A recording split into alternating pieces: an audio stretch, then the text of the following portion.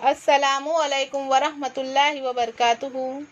जनाब Babubhai सोपारीवाला girls primary school, ધોરણ 7, વિષય વિજ્ઞાન, પ્રકરણ 11 પ્રાણીઓ અને વનસ્પતિઓમાં વહન. વિદ્યાર્થીનીઓ, આપણે અગાઉ શીખી ગયા હૃદય અને રુધિર વાહિનીઓ વિશે.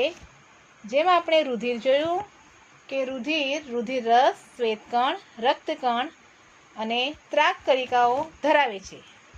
રુધિર તેમાં જોવા મળતા લાલ રંગના રંજક દ્રવ્ય હિમોગ્લોબિનના લીધે લાલ રંગનું એ જોવા મળે છે. માણસમાં રુધિર ધમની અને શિરા દ્વારા વહન પામે છે, તેમજ હૃદય પંપ તરીકેનું કાર્ય કરે છે.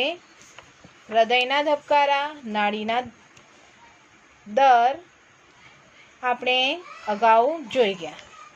હવે આપણે આજે થોડુંક આગળ અભ્યાસ કરીશું. પ્રાણીઓમાં ઉત્સર્જન.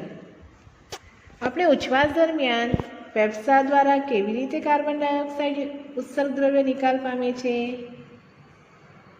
અપાચિત ખોરાક કેવી રીતે નિકાલ પામે છે. ચાલો હવે આપણે બીજા ઉત્સર્ગ દ્રવ્યો શરીરમાંથી કેવી રીતે નિકાલ પામે છે તે જોઈએ. બરાબર. તમને આશ્ચર્ય થશે કે બિનજરૂરી દ્રવ્યો ક્યાંથી આવે છે. જ્યારે આપણા કોષો કાર્ય કરે છે ત્યારે કેટલાક નકામા પદાર્થો મુક્ત થાય છે. તે ઝેરી હોય છે અને તેનો શરીરમાંથી નિકાલ થવો ખૂબ જ જરૂરી છે. એટલે કોષો દ્વારા જે નકામા પદાર્થો ઉત્પન્ન થાય છે તેનો શરીરમાંથી નિકાલ થવાની પ્રક્રિયાને ઉત્સર્જન કહે છે. કોષો દ્વારા જે નકામા પદાર્થો ઉત્પન્ન થાય છે તેનો શરીરમાંથી નિકાલ થવાની પ્રક્રિયાને ઉત્સર્જન કહે છે. બરાબર. ઉત્સર્જનની પ્રક્રિયા સાથે સંકળાયેલા વિવિધ ભાગો મળીને ઉત્સર્જન તંત્રની રચના કરે છે. હવે આપણે જોઈએ કે ઉત્સર્જન પ્રક્રિયા સાથે સંકળાયેલા વિવિધ ભાગો જે છે તે ઉત્સર્જન તંત્રની રચના કરે છે. તો આપણે જોઈએ મનુષ્યમાં ઉત્સર્જન તંત્ર. રુધિરમાં રહેલા નકામા પદાર્થો શરીરમાંથી નિકાલ થવો એનો ખૂબ જ જરૂરી છે. અહીં રુધિરના ગાળણની પ્રક્રિયા જરૂરી છે. એમાં મનુષ્યમાં ઉત્સર્જન તંત્રના અવયવો મૂત્રપિંડ, મૂત્રવાહિની, મૂત્રાશય અને મૂત્રમાર્ગ છે. તેમાં મૂત્રપિંડ એ અગત્યનો અવયવ છે. તે રુધિર ગાળણ ક્રિયા કરી મૂત્ર નિર્માણનું કાર્ય કરે છે. મૂત્રપિંડ કામ કરતો જો બંધ થઈ જાય ને તો ડાયાલિસિસ કરાવવું પડે છે. હવે આપણે જોઈએ આ આકૃતિ દ્વારા મનુષ્યમાં ઉત્સર્જન તંત્રની સમજ મેળવીએ કે જે છે કે મૂત્રપિંડમાંથી આ દેખાય છે મૂત્રપિંડ, તેમાંથી મૂત્રનળી જેવી મૂત્રવાહિની દ્વારા મૂત્રાશયમાં એ જાય છે. તે મૂત્રાશયમાં સંગ્રહ પામે છે અને મૂત્રમાર્ગમાંથી મૂત્રછિદ્ર દ્વારા બહાર નીકળે છે. બરાબર. એટલે કે પાણીમાં દ્રાવ્ય નકામો કચરો મૂત્ર સ્વરૂપે બહાર નીકળે છે. એટલે સમજણ પડી ગઈ. મૂત્રપિંડમાંથી આ નકામું પાણી જે છે એટલે કે મૂત્ર સ્વરૂપે નિકાલ પામે છે. એમાંથી એ મૂત્રવાહિનીમાં જશે અને મૂત્રાશયમાં એનો સંગ્રહ થઈને પછી મૂત્રમાર્ગ દ્વારા મૂત્રછિદ્ર દ્વારા બહાર નિકાલ પામે છે. બરાબર. એટલે કે મૂત્રપિંડ, મૂત્રવાહિની, મૂત્રાશય અને મૂત્રમાર્ગ ઉત્સર્જન તંત્રની રચના કરે છે. એક પુખ્ત વ્યક્તિમાં આશરે 1 થી 1.8 લીટર જેટલું મૂત્ર 24 કલાકમાં નીકળે છે. હવે આપણે મૂત્રમાં 95% પાણી, 2.5% યુરિયા અને 2.5% બીજા નકામા દ્રવ્યો આવેલા હોય છે. તમને એવું થશે કે આપણે બધાએ અનુભવ્યું કે ઉનાળા ગરમ દિવસોમાં આપણને પરસેવો થાય છે. પરસેવામાં પાણી અને ક્ષાર હોય છે. બરાબર ને. મોટા ભાગે આપણે જોઈ શકીએ કે આપણા કપડા પર સફેદ ધબ્બા પણ જોવા મળે છે. બરાબર. આ નિશાને પરસેવામાં એમાં જે ધબ્બા છે ને એ પરસેવામાં રહેલ ક્ષારના કારણે હોય છે. બરાબર. ચાલો હવે આપણે એને સમજીએ. મૂત્રપિંડ. તો મૂત્રપિંડ 2 છે. તે વાલના દાણાના આકારના છે. મૂત્રપિંડમાં ગાળણની પ્રક્રિયા થાય છે. મૂત્રપિંડની રુધિર કેશિકાઓ દ્વારા આ કાર્ય થાય છે. પાણીમાં દ્રાવ્ય નકામો કચરો સ્વરૂપે નિર્માણ પામે છે. હવે આગળ આવશે મૂત્રવાહિની. મૂત્રપિંડમાં છૂટો પડેલો મૂત્ર સ્વરૂપે નકામો કચરો મૂત્રવાહિની દ્વારા વહન પામી મૂત્રાશયમાં જાય છે. મૂત્રાશય એક પ્રકારની કોથળી છે જેમાં મૂત્રનો સંગ્રહ થાય છે. જો અમુક પ્રમાણમાં મૂત્ર એકઠું થતાં તેની કુદરતી હાજાત લાગે છે આપણને. હવે જોઈએ આપણે મૂત્રમાર્ગ. મૂત્રાશયમાંથી મૂત્રને મૂત્રમાર્ગમાંથી મૂત્રછિદ્ર દ્વારા બહાર કાઢવામાં આવે છે. સમજણ પડી જ ગઈ હશે તમને વિદ્યાર્થીનીઓ, બરાબર? હવે આપણે જોઈએ વનસ્પતિમાં ઘટકોનું વહન. વિદ્યાર્થીનીઓ, આપણે સત્ર 1માં પ્રકરણ 1માં શીખી ગયા કે વનસ્પતિ જમીનમાંથી પાણી અને ખનિજ તત્વોનું શોષણ કરે છે અને પર્ણો સુધી પહોંચાડે છે. પ્રકાશ સંશ્લેષણ દ્વારા પર્ણો કાર્બન ડાયોક્સાઇડ અને પાણીનો ઉપયોગ કરી ખોરાક બનાવે છે.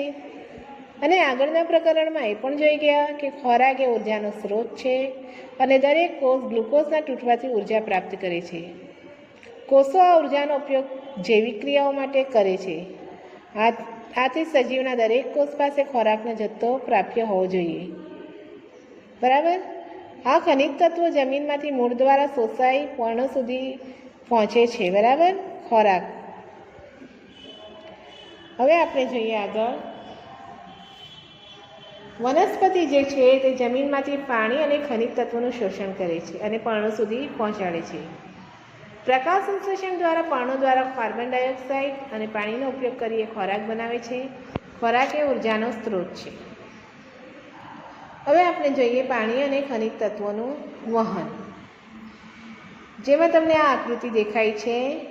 વનસ્પતિ જે છે તે મૂળ દ્વારા પાણી અને ખનિજ ક્ષારોનું વહન કરે છે. મૂળ જે છે તે મૂળ રોમ ધરાવે છે. આ મૂળ રોમ એ પાણી અને પાણીમાં દ્રાવ્ય ખનિજ ક્ષારોના શોષણ માટે મૂળની સપાટીમાં વધારો કરી દે છે. જમીનના કણો વચ્ચે રહેલી પાણી મૂળ રોમના સંપર્કમાં આવી જાય છે, બરાબર? હવે આપણે જોઈએ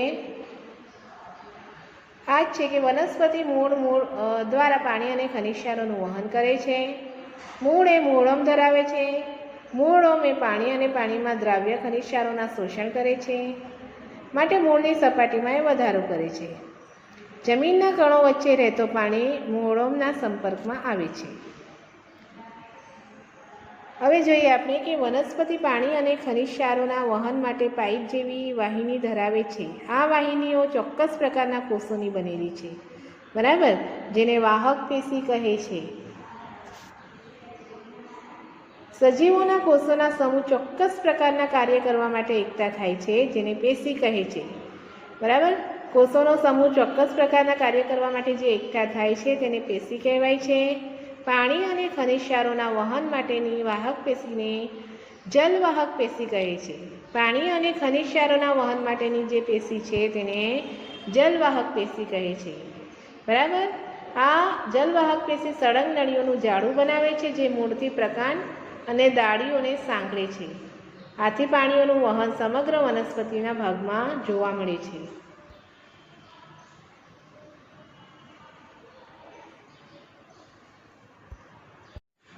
પર્ણ ખોરાક બનાવે છે. ખોરાકનું વહન વનસ્પતિના બધા ભાગોમાં થવું જોઈએ છે. આ પ્રક્રિયા વાહક પેશીમાં અન્નવાહક પેશી દ્વારા થાય છે. આમ જલવાહક અને અન્નવાહક પેશી દ્વારા વનસ્પતિમાં ઘટકોનું વહન થાય છે. હવે વિદ્યાર્થીનીઓ, આપણે એક પ્રવૃત્તિ દ્વારા સમજીએ કોષોમાંથી પાણીનું વહન. વિદ્યાર્થીનીઓ, તમને આ આકૃતિ દેખાય છે, બરાબર? એમાં બટાકો, ચપ્પુ, ખાંડનું દ્રાવણ, પાણી, ડીશ અને ટાંકણી જોઈશે. જેમાં એક મોટો બટાકો લો. દેખાય છે આ બટાકો? તેની બહારની છાલ ઉતારો. તેની એક બાજુનો ભાગ પાયો બનાવવા સપાટ કરી દો. તેની વિરુદ્ધ બાજુએ ઊંડી અને સાંકડી પોલાણવાળી ગુહા બનાવો. અડધા સુધીનું પોલાણ ખાંડના દ્રાવણથી ભરો અને નિશાની રૂપે બટાકાની દિવાલ પર ટાંકણી લગાડી દો. આ બટાકાને થોડી માત્રામાં પાણીથી ભરેલી ડીશમાં મૂકો. આ વખતે પાણીની સપાટી પીનની સપાટીથી નીચે હશે. થોડાક કલાકો સુધી ઉપકરણને એમ જ રહેવા દો. હવે ખાંડના દ્રાવણની સપાટી જે છે તે તપાસો. તો એમાં જોઈએ આપણે કે થોડા કલાક પછી બટાકાના પોલાણમાં ખાંડની સપાટી ઊંચી આવેલી જણાય છે અને થોડા અંતર સુધી પાણી એક કોષથી બીજા કોષ તરફ ગતિ કરી શકે છે. બરાબર. આ જ રીતે પાણી જમીનમાંથી મૂળની જલવાહિની સુધી પહોંચે છે. સમજણ પડી ગઈ હશે તમને. હવે આપણે જોઈએ બાષ્પોત્સર્જન. વનસ્પતિ બાષ્પોત્સર્જનની ક્રિયા દ્વારા પુષ્કળ પ્રમાણમાં પાણી મુક્ત કરે છે. વનસ્પતિ જમીનમાંથી બાષ્પોત્સર્જનની ક્રિયા કેવી રીતે કરે છે તો જોઈએ કે વનસ્પતિમાં થતી બાષ્પોત્સર્જનની ક્રિયા વડે વધારાનું પાણી બહાર નિકાલ પામે છે. વનસ્પતિ જમીનમાંથી પાણી અને ખનિજ ક્ષારોનું શોષણ કરે છે અને શોષાયેલું બધું પાણી વનસ્પતિ દ્વારા વપરાતું નથી અને બાષ્પોત્સર્જનની ક્રિયા દ્વારા પર્ણમાં આવેલ પર્ણરંધ્ર દ્વારા પાણી બાષ્પ સ્વરૂપે બહાર નીકળે છે. બરાબર. આથી વનસ્પતિ તથા આજુબાજુ ઠંડક પ્રાપ્ત થાય છે અને બાષ્પોત્સર્જન દ્વારા પાણી બાષ્પ સ્વરૂપે ઉડી જાય છે. ત્યારે ચૂસક પુલ રચાય છે, જેથી મૂળથી ખૂબ ઊંડાઈએ આવેલા પર્ણો સુધી એ પાણી પહોંચાડી શકાય છે, જે પ્રકાશ સંશ્લેષણની ક્રિયામાં પણ ઉપયોગી બને છે. વિદ્યાર્થીનીઓ, આપણી આ ચર્ચા અહીંયા પૂર્ણ થાય છે. Thank you.